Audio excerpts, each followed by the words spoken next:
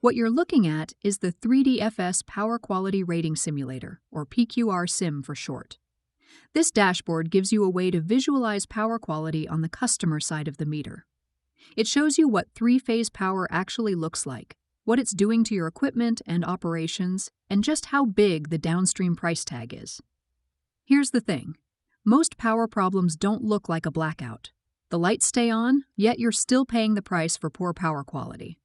Hot transformers, nuisance trips, overloaded neutrals, equipment that fails years early or unexpectedly, capacity you paid for but can't fully utilize, and worst of all, underperformance.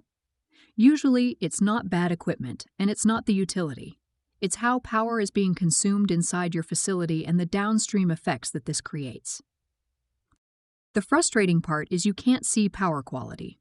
Not on a utility bill, not on an appliance nameplate. So the waste hides in plain sight as heat, lost capacity, shortened equipment life, downtime, and operational failure. It's a hidden tax on productivity. And in the worst cases, it's a critical risk.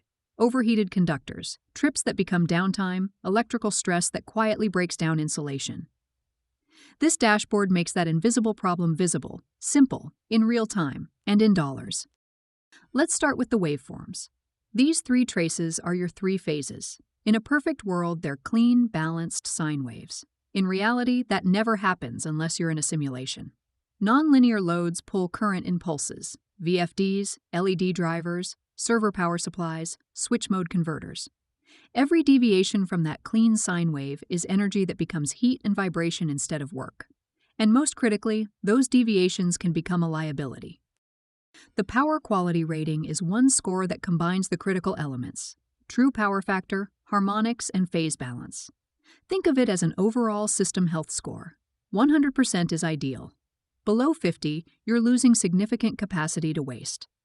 Neutral current shows you where triplen harmonics and phase imbalance stack up.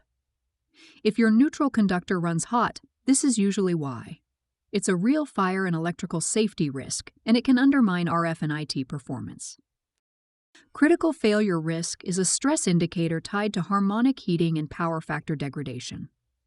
This is the stuff that quietly ages insulation in transformers, motors, and systems until something gives. The percentage is a multiplier for how the infrastructure and appliances age faster and cause a critical failure. Electrical system losses. In plain terms, every wire acts like a tiny heater. Poor power quality makes this worse. Low power factor forces more current for the same work, and harmonics increase wire resistance. A 15% loss means $15 of every $100 spent on electricity heats wires instead of doing useful work. Annual downstream cost impact is the total estimated financial impact of poor power quality. It's broken down into 4 categories. First, starting with energy, representing additional electricity use from losses. Equipment as accelerated replacement costs, downtime, probability-weighted outage cost, and infrastructure costs for needing to upgrade or retrofit.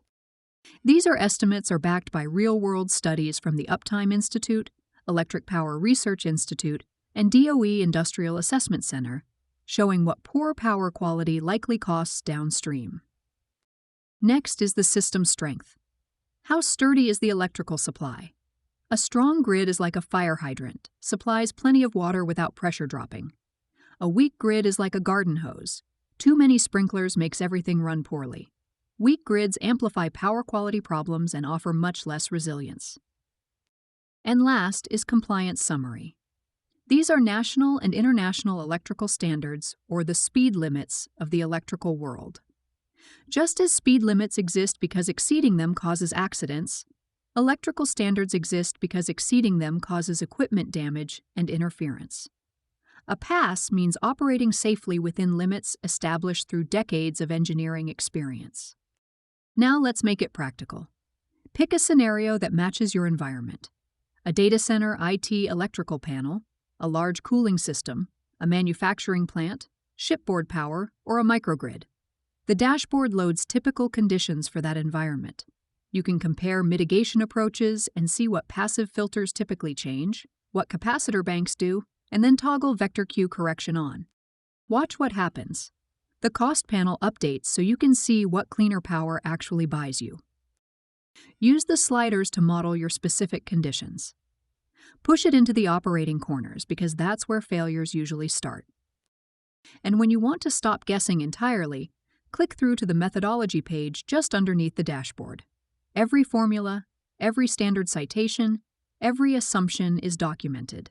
Use this methodology as a blueprint to verify the engineering in your own application. Then take the next step and conduct an electrical power quality analysis. This isn't just another study and report. Work with your internal engineering and operations team to test your facility. Or let us connect you to our partners who can bring calibrated measurement, show you exactly what's recoverable, and identify what elements are undermining profit. Using your operational data, compare how passive filters and capacitor banks improve conditions, or how 3DFS's VectorQ controllers rebuilds the past, fortifies the present, and secures the future. No disruption, no downtime, no rewiring. Because the goal isn't perfect power. It's predictable systems, recovered capacity, and a facility that operates the way it was designed to.